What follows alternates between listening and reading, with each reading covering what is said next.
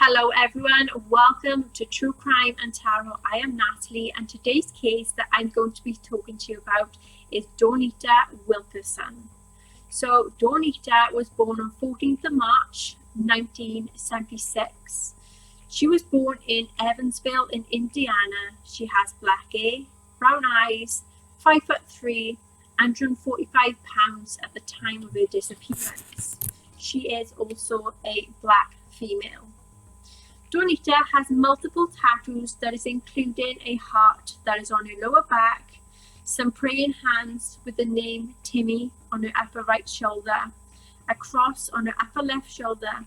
Dawnita was last seen on June 21st, 2020 at 8:16 p.m. at a local Evansville, Indiana motel, getting in a silver pewter coloured 2004 Chevy Suburban. Dawnita's phone was shut off by the next morning. Her family had reported her missing when she didn't call her mother or her daughters. As she usually did, Dawnita had several medical conditions that she had required and she was without them. If anyone has any information that is regarding Dawnita, to contact the FBI Indianapolis or on 317-595-4000. Also, you can contact Evansville Police Department on 812-436-7979 or the tip line on 812-435-6194. At age 44, Dawnita could only be described as a kind, loving, lovely family woman through and through. She was not just a devoted mother of 6, but was also close to her relatives. And that is how she knew something, that's how they knew, that something was wrong.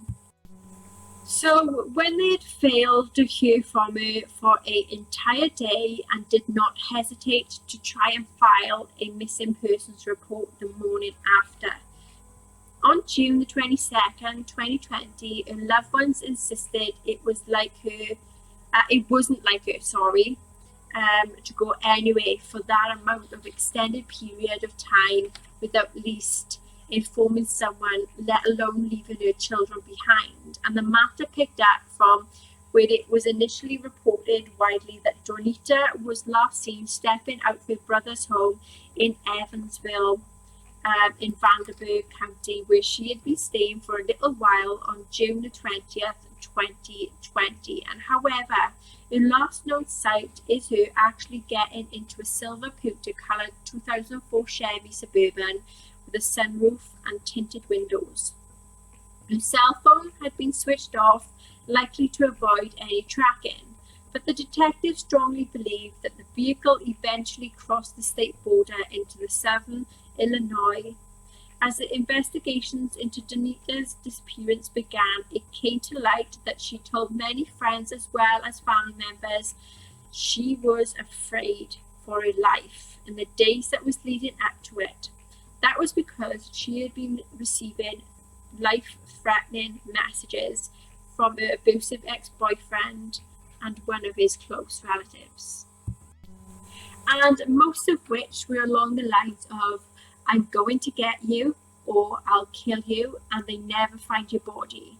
A family member even declared Dawnita had told several people a few days before she went missing that if something happens to her, these two men had did it. As if that's not enough, not only did a friend claim Dawnita had called her on that fateful morning to say that she was with the two males and scared, her ex-boyfriend also has a history of being very violent. In fact, the local police had taken him into custody at least 4 times between 2018 and 2019 for various domestic abuse and battery incidences against Dawnita, some of which had even landed her in the hospital. And her family further believes that the Chevy Suburban that she was last seen getting into belongs to one of the men that she had feared, especially as they have connections to Illinois, But that said, though, the only thing that the authorities have revealed is that they were able to identify the owner of this SUV. Yet, this owner of this SUV, he had outrightly refused to cooperate with these, and also in any capacity. They have not named him a suspect or made any arrests since, and because the case is still currently ongoing, that they're also very cautious about not revealing too much to both the public as well as Dawnita's family. But unfortunately, in any case like this, we can't share everything. This is what the detective Jeff Hans had said. I can't imagine what her family must be feeling. I know that they're very frustrated, and I understand that.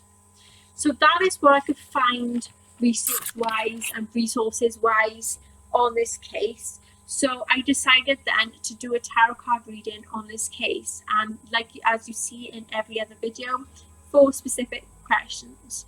So number 1, what happened to Dawnita? 2, who was involved in the disappearance of Dawnita? 3, where is Dawnita? And 4, what is the final outcome to be for Dawnita's case? So number 1, what happened to Dawnita? We had the card of justice. So there was some authority involvements and some legal matters, and truth was actually coming out about seeking a form of justice. Devil, there was jealousy, trouble, and someone tried holding her back. There was addictions, obsessions, codependency issues, and also some form of habits. Reverse 10 of Wands. There was a struggle and having a heavy weight that was on her shoulders. There was a lot of secrets that was being kept. Reverse Star. There was a loss of faith and struggling. Wheel of Fortune. Things started turning in someone's favour involving money and overseas travel. Reverse 5 of Pentacles. There was the end to difficulties. If there was a recent suffering and being isolated and alone. Reverse 7 of Wands. There were some pressures that was weighing her down, making her feel very exhausted. She had tried to draw the line towards someone. Reverse 7 of Swords. There were secrets that was being withheld from people. There was the involvement of an affair or an extramarital relation. Someone was very reluctant to try and keep it a secret any longer and wanted it to come out in the open. 5 of Swords. There was a falling out or disagreement causing conflict, sadness, upset, and wishing that they could take something back. Someone had felt very threatened. 7 Pentacles. There was some hard work that was being paid off and caused some frustration. Who was involved in the disappearance of Dawnita? Reverse 5 of Cups. They suffered some disappointments or personal setbacks and made her feel like a failure. They felt guilty, ashamed, and cannot undo their past. The Devil. So they had addictions, there was jealousy, someone had some kind of hold on them, there was codependency and a toxic relationship. Reverse Hierophant.